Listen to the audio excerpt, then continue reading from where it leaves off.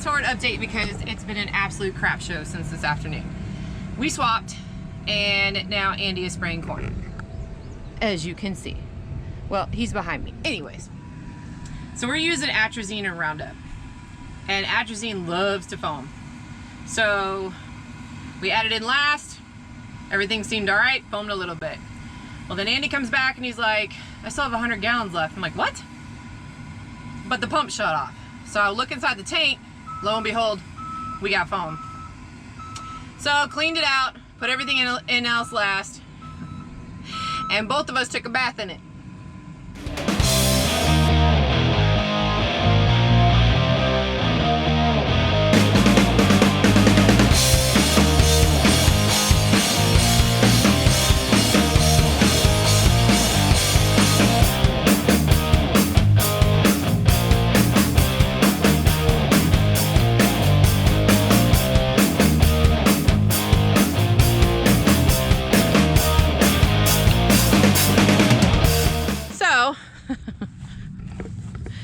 We have the evidence right there that both of us took a bath in it.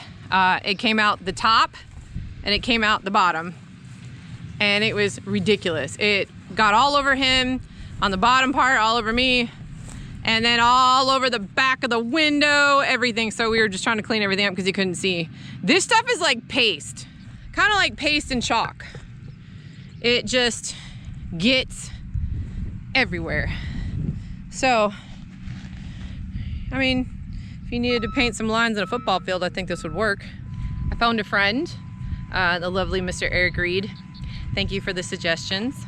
And made a few phone calls, and now I have a foam buster coming out here. I don't know why. Maybe it's because we're using double the amount. Last year didn't have a problem. This year we have a problem. We're not using the agitation. We're not turning the pump on till last. We're not even adding in the chemicals until the very last, until like the last 100 gallons. It's like, not today, Kelly, sorry. So hopefully that'll be out here. I'm hoping he has 500 gallons in there because there's still a lot of foam. Probably gonna ask, is that gonna mess up your rate and stuff? Probably. I really just don't know. I guess we'll see after it's all said and done in a week if anything died out here. Yeah, it's always a challenge when dealing with chemicals, and the atrazine is the absolute worst. I've got Helena coming out here because Todd's awesome, and he found a case and is bringing me something to try. So hopefully by the time he comes out here and we rinse that tank out again, we won't have any more problems. This is usually where they put the chicken poop and stuff, so years before, and holds a lot of water, so we didn't get a good stand right here, but we got a good one out here, so that's a plus. But yeah, it is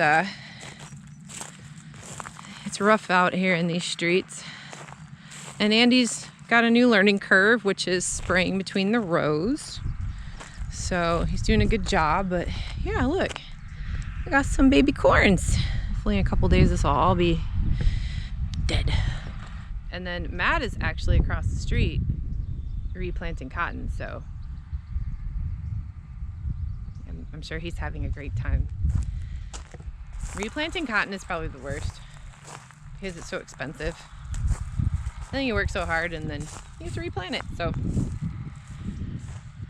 that's all I got from me for now. I'm gonna go wait for my chemicals, and hopefully we won't have any more foam problems. Update, I was brought foam buster by the Helena manager. Love him. We put the foam buster inside, rinsed it with 200 to 300 gallons of water, let it run, emptied that, and then just separated the chemicals and put them in at different intervals, and it worked. So that is done. Wish we could have gotten way more acres done today, but it is what it is, so be grateful for what's done. Now back at the shop, got filled up for tomorrow. I've got exactly 20 minutes to get unatrazined and get a kid to a baseball game, so we'll continue this tomorrow. Well, we about to call it a day here.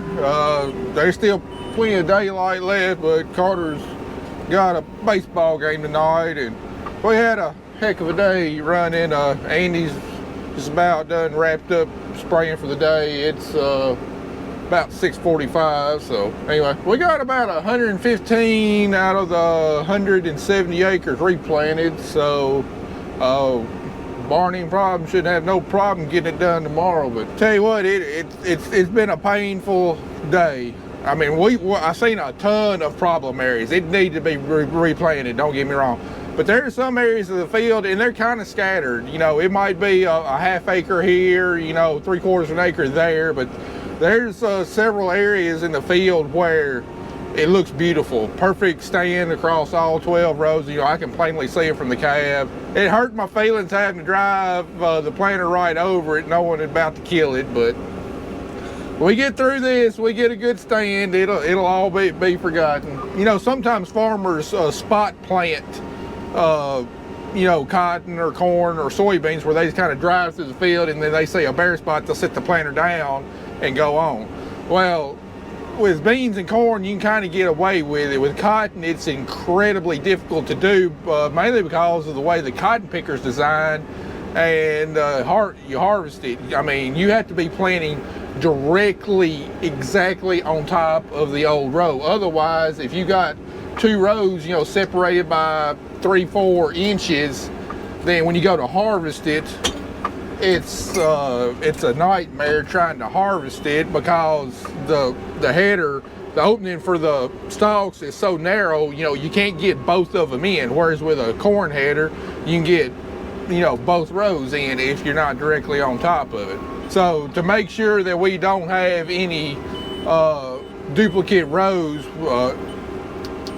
Kelly and Andy are going to come back and spray all this cotton with paraquat to wipe out any cotton that the planter didn't destroy. Because if the planter didn't destroy the cotton, that means that the row was definitely not on top of the old row, and then we would have duplicate rows and we'd have a mess. And if I were to leave some of those good areas in the field out, just pick the planter up and drive across it, not plant new seed, there's a very good chance that the sprayer would then wipe it out, and then we'd have a bare spot in the field. So with cotton, for the most part, I have spot planted cotton, but for the most part, it's either all or nothing. Now, the only way that I will spot plant any cotton is if we have just really small areas in the field then that need to be replanted. Maybe some that got drowned out or whatnot, but it got a good stand across the rest of the field. But where you kind of got bad spots scattered across the whole field, you so much better just going back and starting over from scratch. So anyway, I'm gonna go over here to where Kelly's got my truck parked, go see a baseball game, and then plan on getting all this wrapped up tomorrow morning, and then we'll probably go look at some more cotton, try and make a decision on it. All right, well, it's another new day, and we're still got a little bit of spraying to do. The last field I finished up on last night, or I ended up on last night, was the Fisher farm. I got half of the little bottom, and then I only got a little strip done on the main part of the field. So that's where we're headed this morning. It's actually Kelly's birthday today, so everybody got a sausage, egg, and cheese biscuit for breakfast this morning.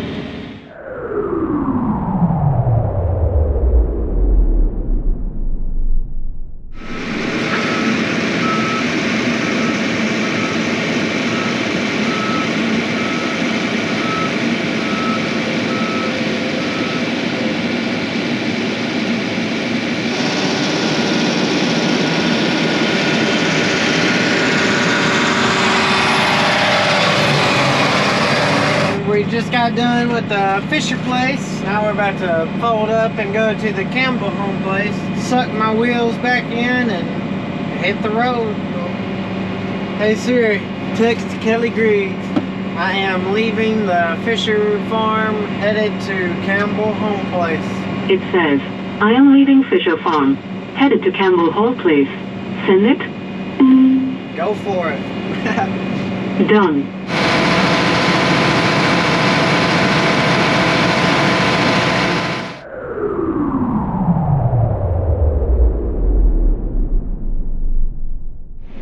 our tank here says we have 435 gallons left in here, so 435 divided by 15, I already did the math, it was 29 acres worth of chemical in there.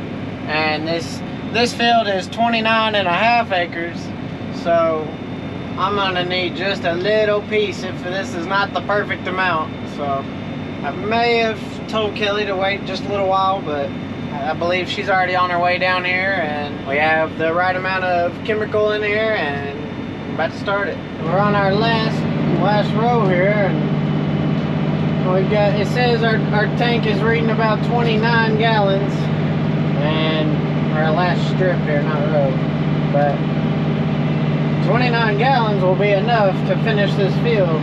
So Kelly's already up here, thank goodness that she is, because I'm gonna be running out right here at the very last little piece, and I'm gonna just keep on trucking to the next farm. Now if this shuts off halfway down this pass, I'm gonna be kind of upset, but 13 gallons, 12 gallons, 10 gallons should be plenty to get me 100 more yards. Ha! Wow, I literally came to the end right here, and it says pump will shut down in 2 seconds, pressure too low. That is the perfect amount for this farm. 435 gallons. But since Kelly's already got our batch, we're gonna fill up and go again.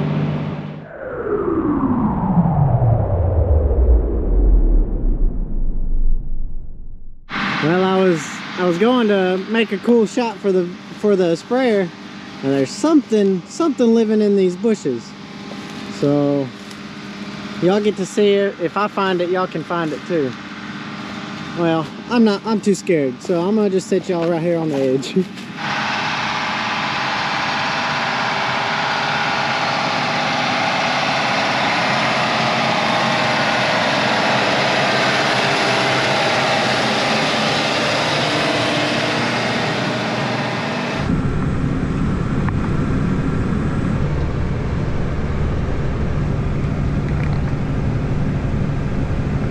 All right, first round of replant pretty much done. It's got a couple more rounds here.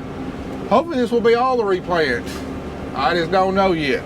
But as soon as we get done with this field, we'll hop on my bike, go do some more cotton scouting, see if I can determine if the rest of it is going to be sufficient, or if I need to be calling my seed dealer, rounding me up some Delta Pine seed. Let's hope it's going to be an early night for both me and my seed dealer. All right, got Carter washing the mud off the planter. Kelly and Andy think they got about another 75 acres of corn spraying to do before we get ready to put the fertilizer tips on, and reckon we'll go out and look at some more cotton. Hopefully see a bunch of cotton coming up, and maybe take a look at some corn and some soybeans here.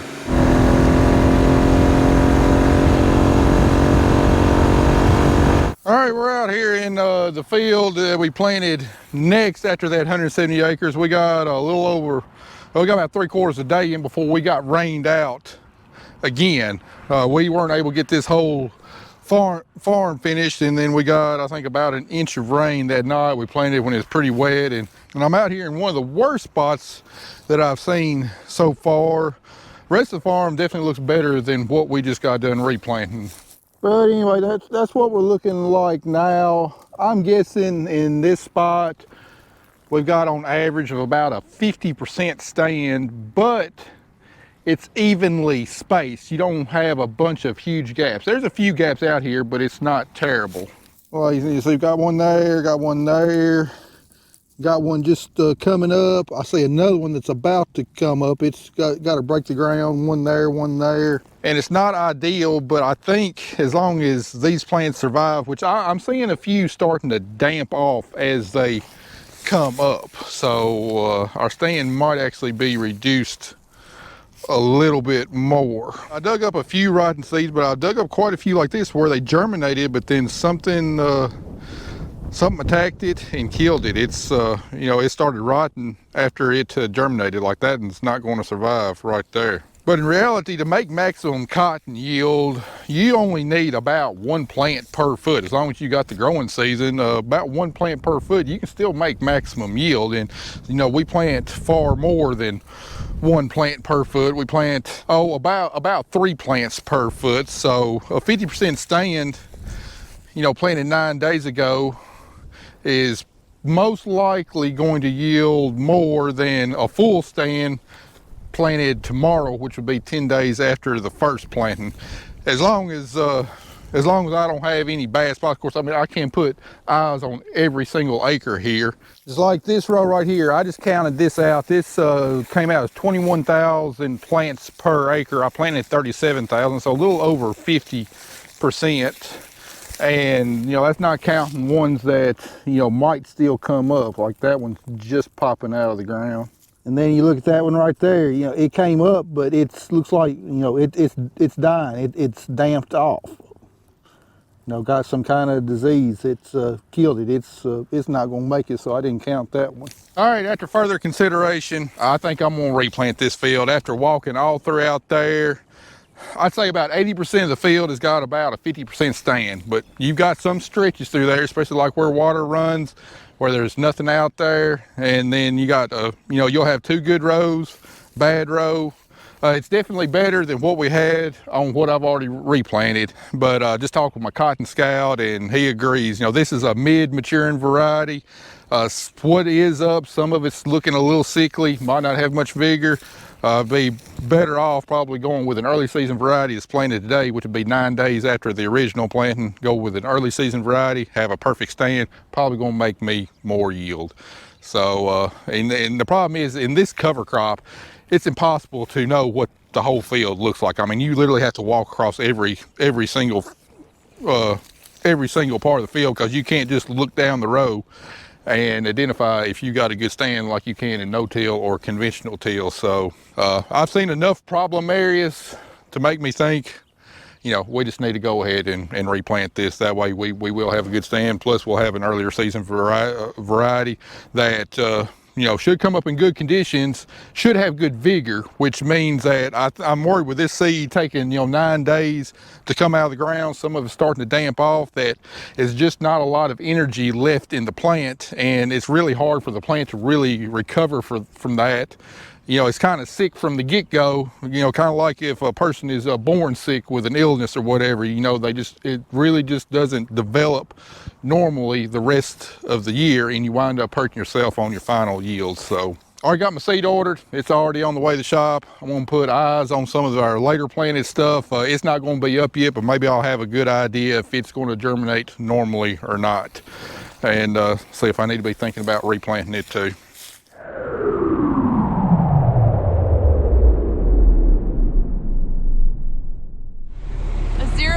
Chance turned into 100% chance, and now it's looking pretty ugly. Look at this.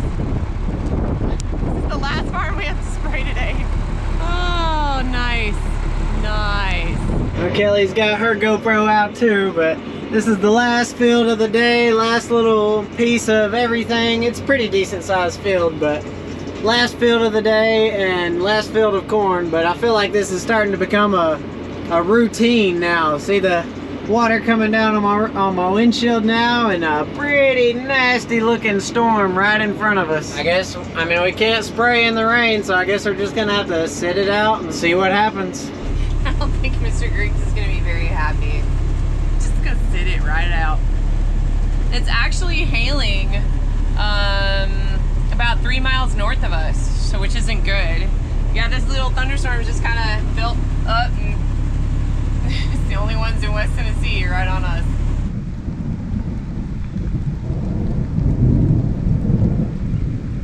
Well, so much for replanting. I just barely made it back home on my bike from scouting cotton, and this popped up. And don't think Kelly and Andy got done spraying corn. Still think they like 50 acres. And this gonna be right on top of my freshly replanted cotton. You know how I told you sometimes you wind up with a worse stand after replanting? I sure hope I'm not going to be able to show you evidence of that this year. But there was 0% chance a rain in the forecast, replanted cotton, and then what do we get? A thunderstorm. Man, we just can't catch a break. But the good note is that now that it's raining sideways just about, I get to wash all this atrazine and Roundup off my screen, or off my camera and off my tank and off the sprayer. And that means I don't have to wash as much with the pressure washer. Oh boy, it's coming down though. You can't even see 200 yards to my left right now, and that's nothing but an wide open field. So That is perfect. We're gonna get the booms and the tank. she likes my car wash idea. They don't look too bad. I mean, it's definitely coming through. Oh boy. Oh boy, look at that. And I saw lightning out like that. It changes when it comes down to us right here. It changes going straight up. So we're about to get all that. That's scary, almost. So we were saying, oh, we need to power wash the sprayer. just do a 360. So we're gonna get that side right there. That'll work. I'll turn around and get the other side. Yeah, see? Work smarter, not harder. It's hailing! Oh, well, that confirmed what I was thinking. Oh, no. It's hailing. Oh, that's not good.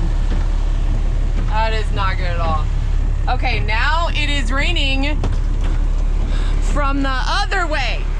I don't know about this. This looks scary. Are we like in a rotation? What is going on?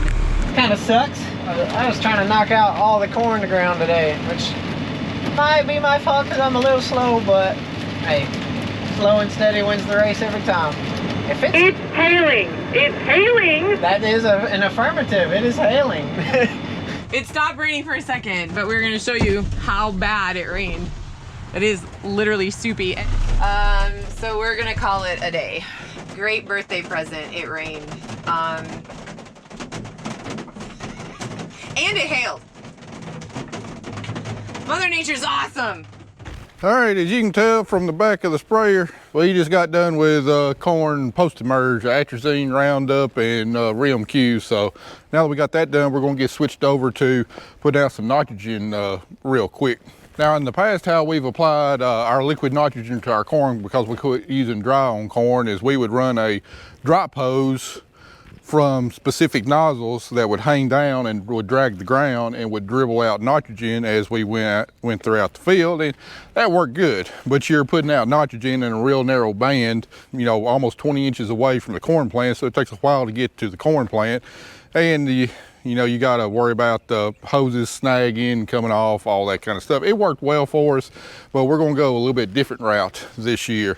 Saw one of my neighbors on Facebook has started using the stream bars from Needham Ag and applying it that way, and I called him about it, and he says they've been doing this several years now and have gotten very little leaf burn if you do it by V5, which is when we're applying it. In the past, we've used our wheat fertilizer tips, our nozzles that shoot out like a 7-way stream. We've done that in the past, and it was kind of hit or miss whether we got a lot of leaf burn from the nitrogen. One year we practically scorched a cornfield, so we went away from that and went to the drop hoses. But he says as long as you keep the pressure within the recommended range on these stream bars, it's almost like raindrops, and you get very little leaf burn on it. Plus they're not as fussy to deal with as what these drop hoses are. So we're gonna put them on and give them a shot this year. Definitely not cheap. They're about 22 bucks a piece, and we've got 60 of them that go on the sprayer. But the other benefit is we can also use them in the wheat, and they do a little bit better job of a more uniform application than what our fertilizer streaming tips do. They got different orifices, sizes depending on how many gallons per acre we're going to be put out. And I looked at the chart, and we're going to be variable rate in applying it. If anywhere from 15 to 42 gallons per acre, so it's really not a one size that's going to be great for this. So you really want to watch on adjusting your speed either up or down to keep the gallons per acre within the right rate, depending on what the prescription's calling for. But yeah, you slide this. It can be a booger to initially move. Yeah, mine.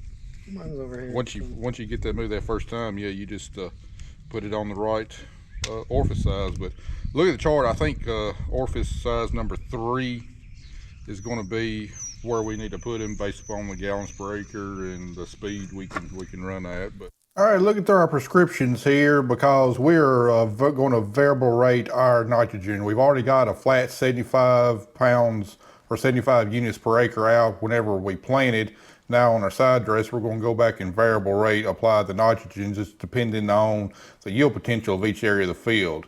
Like you look right here on this farm, you know, we got a pretty big variance here. We're going to be putting out anywhere from 15 gallons per acre upwards of 36 gallons per acre on the dark green of 32% UAN, and we base these nitrogen prescriptions upon our seeding rate. You know, we did our seeding rate to where like these red areas right here don't have a whole lot of yield potential, so we put out less seed.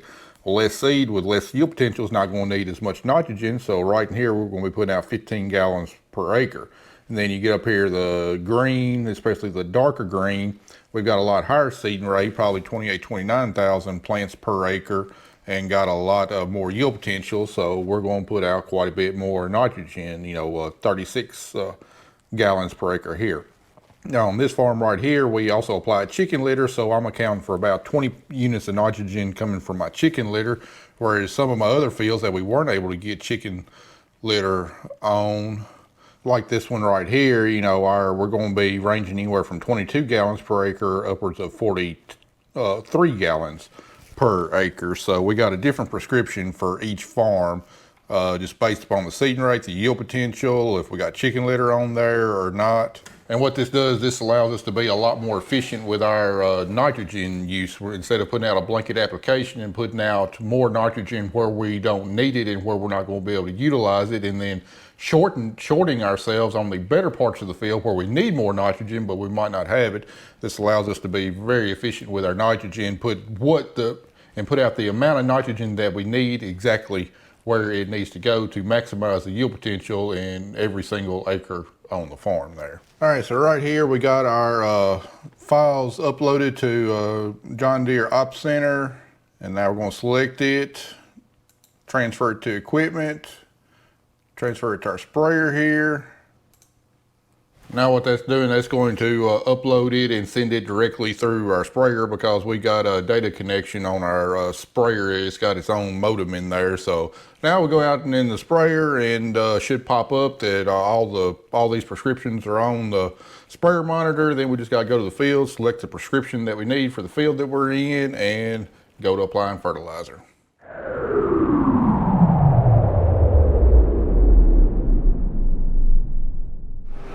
All right, got another 8 bags of $600 cottonseed in the planter, and getting started on round number 2 of 2023 replant. We got a 60-acre farm here that we planted. Now it was 11 days ago, and even though it's got a better stand than what my first round of replanting does, as we saw yesterday when we looked at it, it's just got too many holes in it, and I know I'd be kicking myself all year long if I had to look at it. And it's right here on the road that I drive down all the time, so I would see it definitely several times a week and be in a bad mood all summer long. So we're gonna grin and bear it here for a few hours, and then once I get a good looking stand, all will be forgotten. But speaking of stands, you know, this morning I did a little bit of spraying on corn, getting finished up, and then I got Andy started on putting down fertilizer on the corn. And the 2 farms I was on, I thought we had a great stand of corn. I mean, there's absolutely no reason for us to not have a good stand of corn, but based upon what I saw, at least around the edges, just really looked like crap. Just the last 3 weeks of wet weather that we've had just did not suit the corn crop well at all.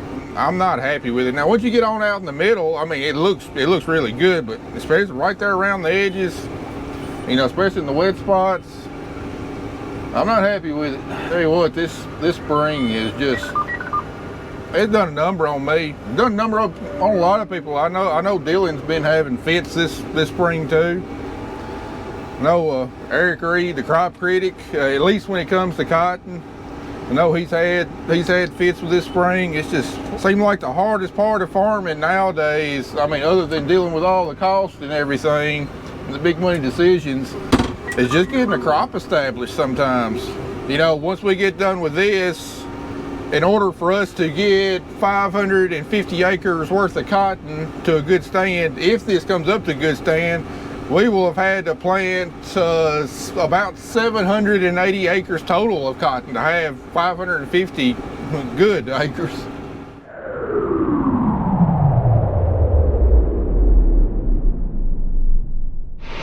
Look how crazy those tips look though. I'm sure a ton of people are running them, but this is my first time running them, and they're wild looking. They're definitely not just a standard tip, but let me get up here and mix up a little bit of chemical for us. All right, so what we're mixing up, it's called Infix. And liquid nitrogen, 32% UAN, liquid nitrogen, and this is just a stabilizer. We're only putting it only takes 1.5 gallons for a full load of this. So, and we're filling up a 1,000 gallons, well, 1,050 gallons. Our water today is sponsored by liquid nitrogen. Look at that clear water. I lack 50 feet on this farm to get done with this. Field. Oh, this farm. And then I'm going right across the street. See this spot right there? I gotta go all the way around, just get that, and then I'm done with this whole farm. I gotta go slow though. Doing prescription spraying. Spraying the nitrogen only where it needs it. Over the whole field. Alright, that we're done. That was fun. Now to the next farm. Well, after much thought and debate, I think I finally figured out why that first 43 acres that we planted came up to such a beautiful stand, and then we had abysmal failure on the next 170 acres that we planted after that. It's because we bought that new baler picker, and it's all part of God's plan.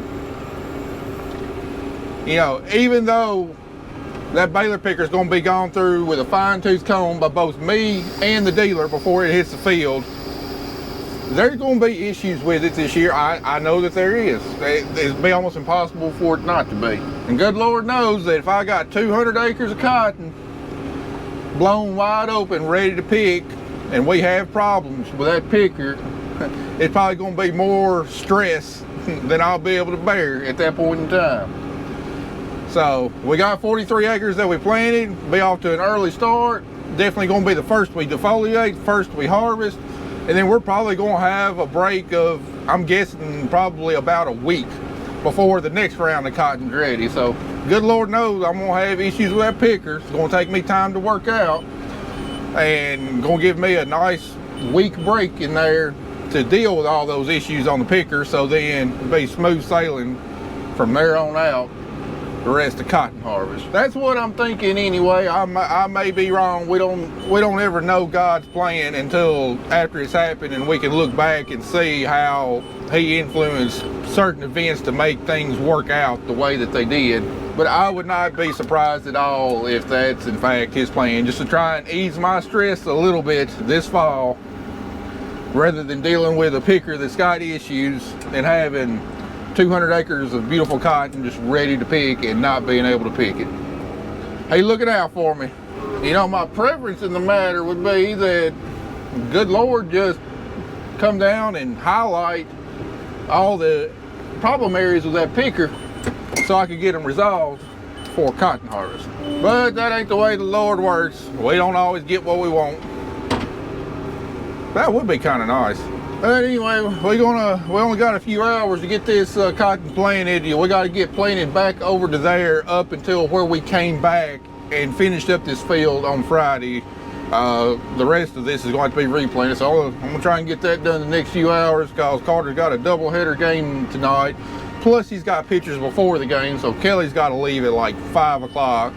And as bad as we need to get this nitrogen out on this corn, I need to be over there helping helping Andy, because we don't need to be shutting that sprayer down at 5 o'clock. That's for dang sure. So we probably gonna run pretty late tonight, because we're not spraying a herbicide, just applying fertilizer. We can run past dark. So we probably gonna put in a pretty late night tonight, just to make sure we can get all of this work done this week, because the way the weather's been, who the heck knows when it's going to rain again. As we saw yesterday, heck, it might rain today for all I know. All right, just got back over here at sprayer, and I noticed when I was flying the drone on it, it looked like we had one tip still on there instead of a string bar. Well, we still have a tip left on there. Still a tip. Oh boy, that's going to be one scorched row of corn there. Hopefully it was spraying in the middle, not the row. Yeah, maybe it followed the tire track. I have no idea how I overlooked that when I was putting them on. I don't know how all of us overlooked it, really. I mean, it didn't get turned, it didn't get anything. Yeah. All right. You ready to be filled up? Yes, that's All right, I'll get it pumping in there.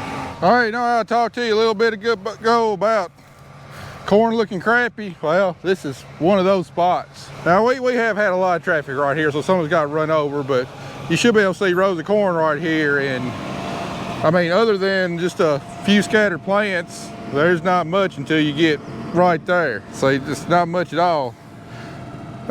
But you look down that way, you can row that corn pretty good. Yeah, it's kind of weedy out here. Like I said, this corn's been planted about a month. You know, ideally I'd like to spray this stuff about between 2 and 3 weeks after it's been planted, but because the corn planting ran late, and then we got to start planting cotton a little bit earlier, I mean, all that stuff just run together. And I mean, we just didn't have time to get in here and get it sprayed. And then of course, you know, the problems we've had with the weather the last 2 weeks or so, we got Johnson grass, we got cover crop coming back out. That's, you know, got some crabgrass in places. That's basically what we're looking at. Come out here in another week and a half, this field's gonna look a whole lot different, except for these areas right here. Just, I don't know why. We planted in fantastic conditions. You know, we didn't get, you know, hard pounding rains on it or whatever.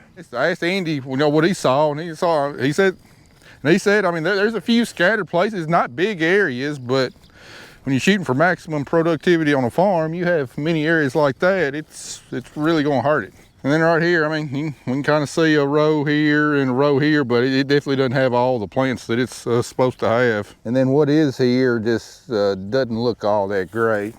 And you see we got a big skip right here. I mean, till you get to the next plants right there. It's just been a plain old trying spring. Once we get this top dress on, I'm not gonna come look at a cornfield for about another week and a half or so. Let that nitrogen kick in, let this stuff start taking off, and I'll feel a little bit better about it then.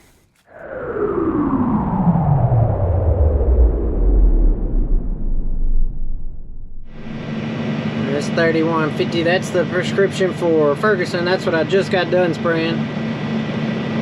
And now we're on Renfro. Enter. It'll do its little conversion. Look at here. 1 second. That's what we're going to be doing. This is what we're going to be doing. So the max is the darkest green right here.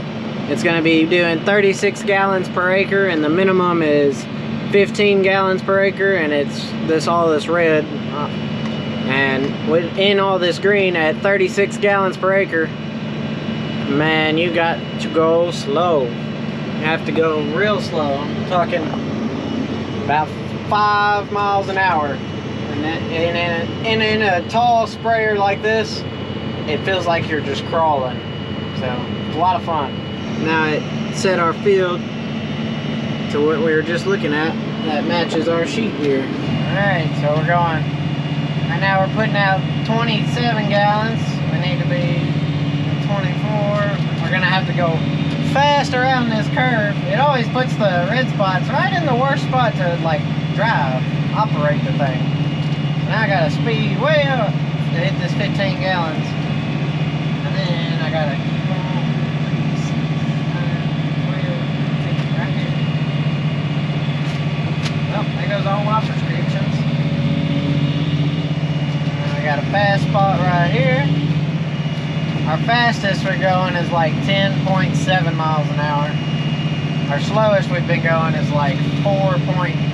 And we're pushing out 33 gallons an acre at 33 PSI right now. It's golden. Alright, we got another quick spot here. My butt in line is that. We're looking good on the. Oh, no!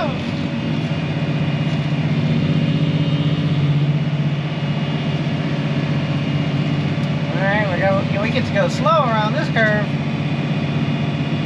When it jumps up PSIs, let's see if I can turn you on just a hair. When it jumps up this PSI right here, you want it to stay around 20 to 50. So you got a pretty good range to keep at. But if it goes over 50, it's not gonna send out the orifices right. Like the water droplets coming out, it's gonna like break them up and it just won't be right. So 39, 30, 41 right here, 39, 36, that's all peachy right there.